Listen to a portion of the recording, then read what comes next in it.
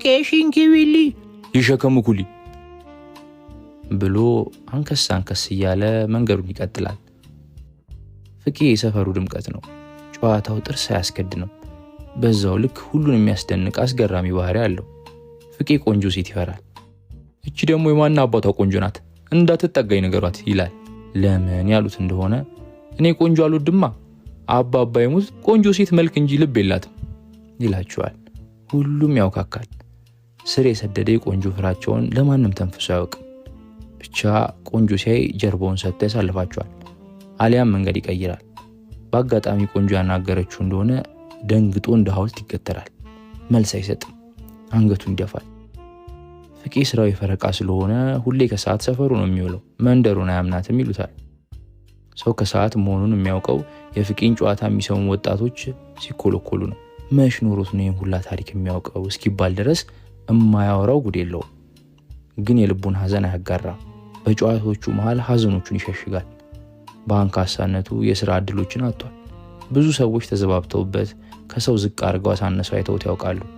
እሱም በአካል ጉዳተኝነቱ ቢያዝንም ሐዘኑን የሚሸሽገው በገዛ እግሩ እየቀለደ ነው። ለእኔ የተወረወረ ድንጋይ አንከስ ስል ፍሪክ እንደረተው አስቡት። ቀጥ ብል ኖሮ አክትሞልኝ ነበር። ወዳጄ ህይወትም ልክ እንደዚህ ናት። ልምጥ እያልክ ካልሆነ ተገትረ ሁሉን አትችሎም። እንደ ፍሪክ ትፈነከታለህ። ሁሉም ይስቃሉ። ቀልድና ቁም ነገር ማዋሃድ የተካነበት ነው። ከቅርብ ጊዜ ወዲህ ደግሞ ከአባቷ ሱቅ የማትጠፋው አይነ ስውሯ ሳባ የፍቄ ጨዋታ ምርኮኛ ሆና ገና የፍቄን ድምፅ ስትሰማ ከአባቷ ሱቅ ወጥታ በር ላይ ትቆማለች። ታዲያ ፍቄም የሳባ አባት ሱቅ በሌሉ ጊዜ ሱቁ ስር መጥቶ መቆም ከጀመረ ሰነባበተ። የቆንጆ ሴት ፍርሃቱም አጠራጣሪ እየሆነ መጣ። ሳባ አባቷ በሌሉ ቀን ሱቅ ቁጭ ብላ ስትሸጥ ትውላለች። ለሰፈሩ አዲስ የሆነ ሰው ሳታይ እንዴት ትሸጣለች ይላል። እድሜ ለሰፈሩ ሰው ሳታይ ትሸጣለች። ቤተኛ የሆነ ሰው የወሰደውን ተናግሮ ብሩን ራሱ መንዝሮ ይሰጣታል። ያው እምነት ከማየት በላይ አይደለ። አዲስ ሰው ሲመጣ ደግሞ አንዱን መቴ ጮክ ብላ ትጣራለች። ከተፍ ብላ ያስተናግድላታል። እንዲህ እያደረገች አባቷ ከመርካቶ እስኪመጡ ትሸጣለች። በዛ ላይ ባለሟሏ ፍቄ ከጎኗ አይጠፋም። ሱቁ የፍቄ ቢሮ እስኪባል ድረስ መገኛው አድርጎታል። ብቻዋን ካያት አንከስ እያለ መጥቶ የማያባራ ጨዋታውን እያዥጎደጎደላት ጥርስ በጥርስ ያደርጋት ይቆየና የአባቷን ዕቃ የሰፈሩ በመቴዎች ተሸክሞ ሲያያቸው በይሳብዬ አባባ መጡ ብሎ ብስ ይላል። የፍቄን ሳባ ሱቅ ማዘውተር የታዘበው ፍሪክ ፍቄ ሳባን ለምን አትፈራትም አለው። ለምን ፈራታለሁ? ያው ቆንጆ ናታ። ፍቄ ዝም አለ። ነው እንደ ሌሎቹ ቆንጆች ስለማታይ ነው። አንተ ውሻ ምን አባህን ያልከው? ድንጋይ አንስቶ እያነከሰ ፍሪክን አባረረው። ስድ ነውር አይደለም እንዴ? እንዲህ ይባላል? ሳባ በወሬ የፍሪክና የፍቄን ጸብ ሰማች። ታዲያ ከጸቡ በላይ የፍቄ እንዲህ አጥብቆ ቆንጆን መፍራቱ ግር ቢላት በጨዋታ መሃል አንስታ ጠየቀችው። ፍቄ ቆንጆ ለምንድን ነው የምትፈራው? ባክሽ ቆንጆ ሴት ብሎ የለመደውን ትችት ሊሰነዘር ሲል አይ ሁሌ የምታወራው ምክንያት አይደለም ማወቅ የምፈልገው፣ ከልብህ ንገረኝ እስኪ። ፍቄ አጥብቃ መጠየቁ አስደነገጠው። እምቢ ያላት ነገር ሳባ ሆነችበት። ንገረኛ። እንባ ተናነቀው። ዙሪያ ገባውን ገልመጥ ብሎ አየና መናገር እየከበደው ሳቢ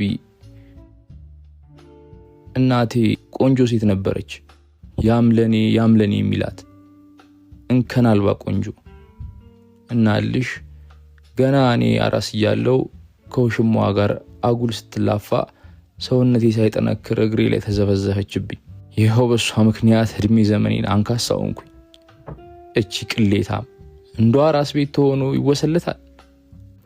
እሱ ሳያንሳት ያ ምስኪን አባቴ ከነነውሯ ችሎ ቢያኖራት አሻፈረኝ ብላ ጥላ ከአንዱ ሀብታም ጋር ኮበለለች።